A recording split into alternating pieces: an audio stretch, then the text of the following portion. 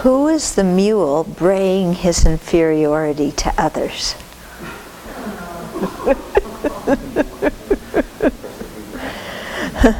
He who praises himself to others, saying, I have this and that good quality.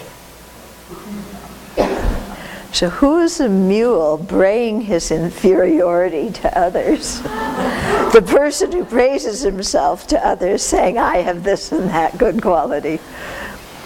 Okay?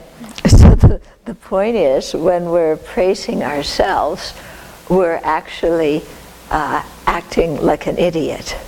And instead of having other people think better of us because they think we have these wonderful qualities that we're bragging about having, in actual fact they're going to think worse of us because they know we're making up a bunch of baloney.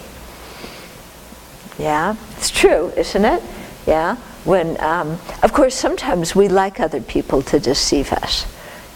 We want to hear their candy-like words or their sweet, soft words because it fulfills some need we have.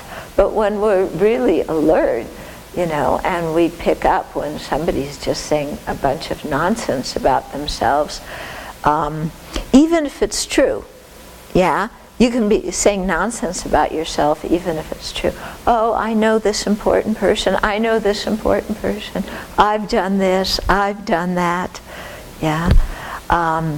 Then how foolish we look when we're bragging about our what we've done or who we think we are, even if it is true. Okay. I remember when I first went to Asia in the early 70s, and my whole motivation for getting all these Buddhist pictures and things like that was, and hanging them all over the flat, was so that our friends would come in and look and say, well, where did this come from? Well, that came from India. You were in India? Yes. Wow. You've been to India? Because in those days, hardly anybody went to India. Yeah. Yes, look at me. I am a world traveler. I've been to all these exotic places. Yeah. So, really kind of creating an image, yeah, that whether it's true or not, it makes you look like a mule. Because in the marketplace, a mule is worth less than a horse. So here's this mule, braying about his good qualities, trying to make himself look like a horse. And, everybody knows he's a mule. So it's the same thing with us. Of course, in the American job market, you are asked almost to make up lies about yourself and to tell people your good qualities. And even if you don't know how to do what is being expected at the job, then you say, but I learn quickly. Yeah. Or I kind of know a little bit about that, but I learn very quickly. Which means I don't know anything. But you can't say that. Yeah. So you have to make yourself look good and present this image and then hope that they hire you.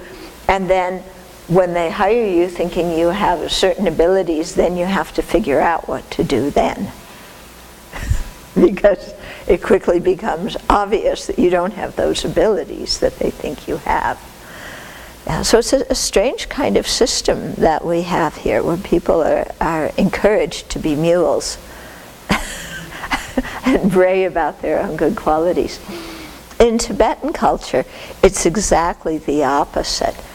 Somebody who talks about their good qualities in front of other people, people really look down on that. If somebody is just kind of bragging and boastful and like that, people just really that person's, don't trust that person.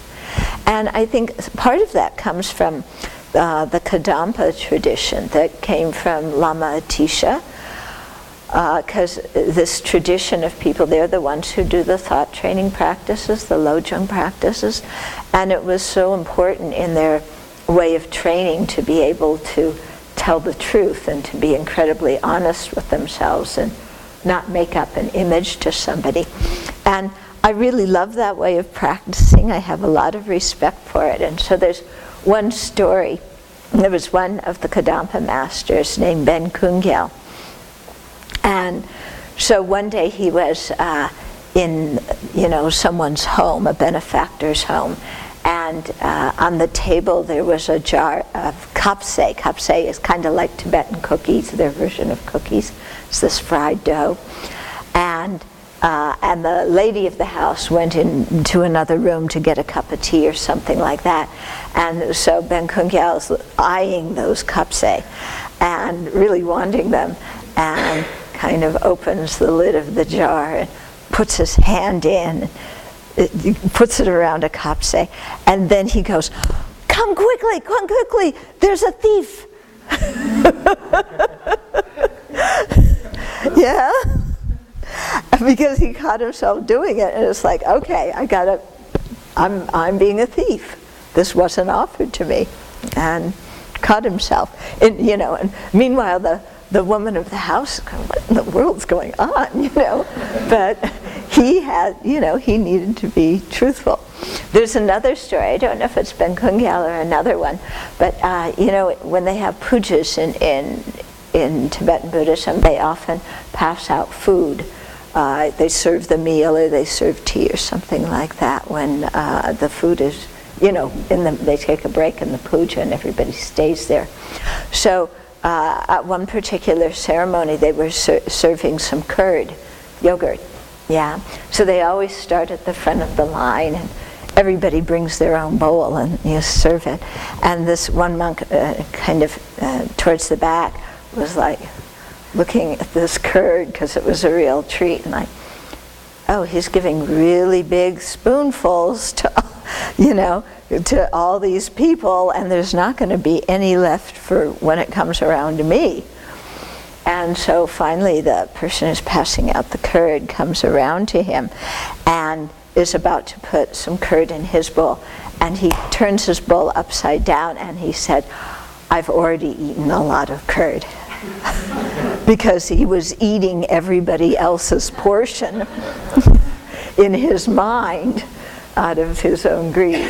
But this ability to be so honest about oneself. Oh, I've already eaten it. Turn your bowl upside down.